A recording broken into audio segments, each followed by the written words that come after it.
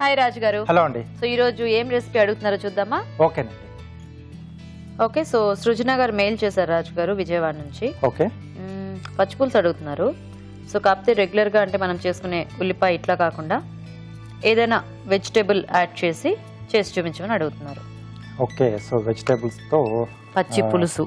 పులుసు కొంచెం different flavour లో కూడా చూపిస్తాను. వెజిటేబుల్ ఒకటే కాకుండా ఓకే, కొంచెం నువ్వుల ఫ్లేవర్ లో వస్తుంది. ఓ అలాగే దోసకాయ వాడదాం. సో దోసకాయ తురిమేసేస్తే మనకు ఉల్లిపాయ తగిలినట్టు కొంచెం క్రంచిగా తగులుతుంది. సో ఆ దోసకాయ కూడా కొంచెం పులుపు ఆ కమ్మదనం ఉంటుంది కదా, చాలా బాగుంటుంది. దోసకాయ పచ్చి పులుసు. ఓకే ఓకే, మరి దోసకాయ పచ్చి పులుసు తయారీకి కావాల్సిన పదార్థాలు ఏంటో ఒకసారి చూద్దాం. దోసకాయ పచ్చి పులుసు తయారు చేయడానికి కావాల్సిన పదార్థాలు: దోసకాయ తురుము 1 కప్పు, చింతపండు గుజ్జు తగినంత, నువ్వుల పొడి 2 టేబుల్ స్పూన్లు, వెల్లుల్లి రెబ్బలు 6, జీలకర్ర 1 టేబుల్ స్పూన్, పోపు దినుసులు 1 టీ స్పూన్, ఎండుమిరపకాయలు 2, తరిగిన పచ్చిమిరపకాయలు 2, కరివేపాకు 2 రెమ్మలు, ఉప్పు తగినంత, పసుపు చిటికెడు, కొత్తిమీర కొద్దిగా, నూనె 3 టేబుల్ స్పూన్లు. ఓకే అండి, మరి కావాల్సిన పదార్థాలన్నీ చూసారు కదా, స్టార్ట్ చేద్దాం రాజు గారు. ఓకే అండి. సో ఇక్కడ చింతపండు గుజ్జు మనం రెడీ పెట్టుకున్నాం కదండి. సో ఒక పేస్ట్ రెడీ చేసుకుందాం. ఓకే, సో దీంట్లో నువ్వుల పొడి, వెల్లుల్లి రెబ్బలు, జీలకర్ర, పచ్చిమిరపకాయలు. సో కారానికి తగ్గట్టు, అంటే కొంచెం మనకు చింతపండు పులుపు ఉంటుంది కాబట్టి పర్లేదు, వేసుకోవచ్చు. సరిపడా ఉప్పు. సో కొద్దిగా వాటర్ ఇస్తారా?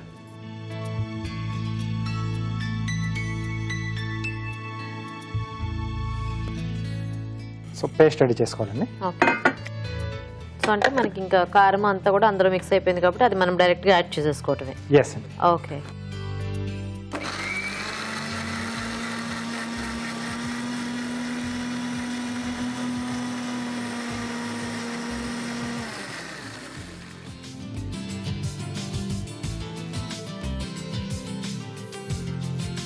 ఓకే. సో ఇలా పేస్ట్ రెడీ చేసుకోవాలి. పెద్ద బౌల్ ఇస్తారా? అన్ని మిక్స్ చేసేసుకోవటమేనా రాజు గారు? అవునండి. దీంట్లో చింతపండు గుజ్జు,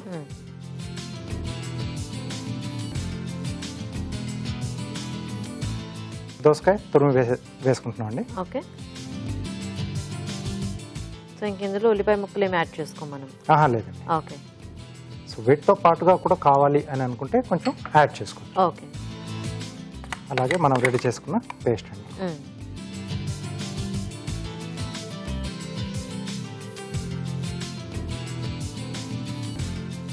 సో ముందు ఇదంతా ఒకసారి బాగా కలిపేసుకుని, సో ఇది కొంచెం మనకి అంటే పేస్ట్లు అవి ఉన్నాయి కాబట్టి కొంచెం థిక్గా వస్తుందా? లేదు, పలచగానే మామూలుగా. సో రెగ్యులర్ గా మనం చేసుకున్న టైప్ లోనే వస్తుంది. ఓకే, సో సరిపడా వాటర్ యాడ్ చేసుకోవాలి.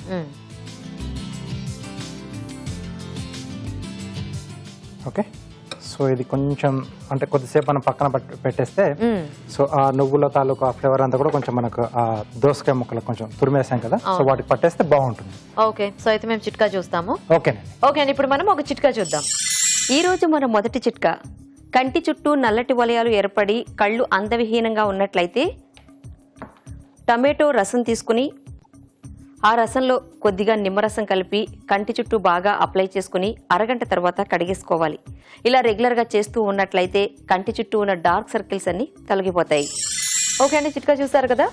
ఓకేనా రాజు గారు? ఓకేనండి. సో ఇంకా పోపు పెట్టేసుకోవటమేనా? పక్కన పెట్టేసుకున్నాం, పోపు పెట్టేసుకున్నాం.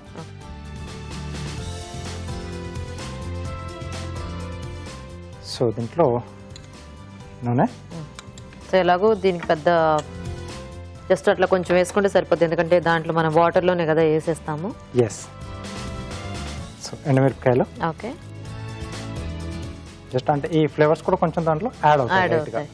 సో అలాగే పోపు దినుసులు, జీలకర్ర, ఆవాలు, ఈ 2 సరిపోతాయండి. ఓకే, సో కాకపోతే ఈ పచ్చి పులుసు చేసుకునేటప్పుడు కొంచెం మరి దోసకాయ పండుది కాకుండా కొంచెం పచ్చి దోసకాయ అయితే మనకి ఆ పులుపు అది ఉంటుంది కాబట్టి టేస్ట్ బాగుంటుంది అన్నమాట. కరివేపాకు,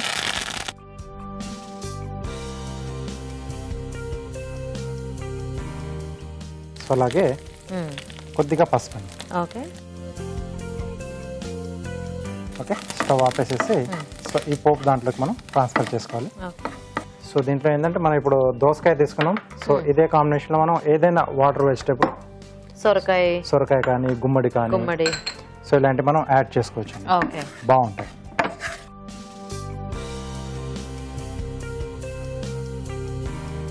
సో చాలా మంది ఇంకా ఇప్పుడు సీజన్ స్టార్ట్ అయినప్పుడు అది ఉల్లిపాయ కామన్గా చేసుకుంటూ ఉంటారు, మామిడికాయ పచ్చి మామిడికాయతో ఫ్రై చేస్తూ ఉంటారు.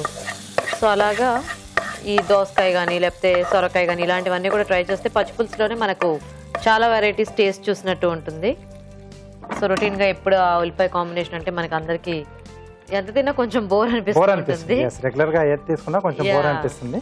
కాబట్టి కొంచెం చేంజింగ్ అలా చేసుకుంటూ వెళ్తే బాగుంటుంది. ఓకే, సో పచ్చి పులుసు రెడీ అయిపోయింది. సో ఇది ఏంటంటే మనకు రైస్ తో చాలా బాగుంటుంది. సో నేను కొంచెం లూజ్ గా చేశాను, అంటే మనం రెగ్యులర్ గా చేసుకున్నట్టు. సో ఇలా కాకుండా కొంచెం ముద్దగా కూడా చేసుకున్నా, అంటే మనం రైతా చేసుకుంటాం కదండి, సో అలా చేసుకొని మనం తీసుకున్నా బాగుంటుంది. కావాల్సితే కొంచెం పెరుగు కూడా దాంట్లో యాడ్ చేసుకోవచ్చు. కొంచెం కమ్మటి పెరుగు అయితే బాగుంటుంది దీంట్లో.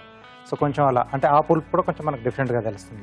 సో ఓవరాల్ గా మనకంటే సమ్మర్ లో కొంచెం చల్లగా చేసేది కావాలి. సో ఇది ఆ వర్క్ చేస్తుంది అనమాట.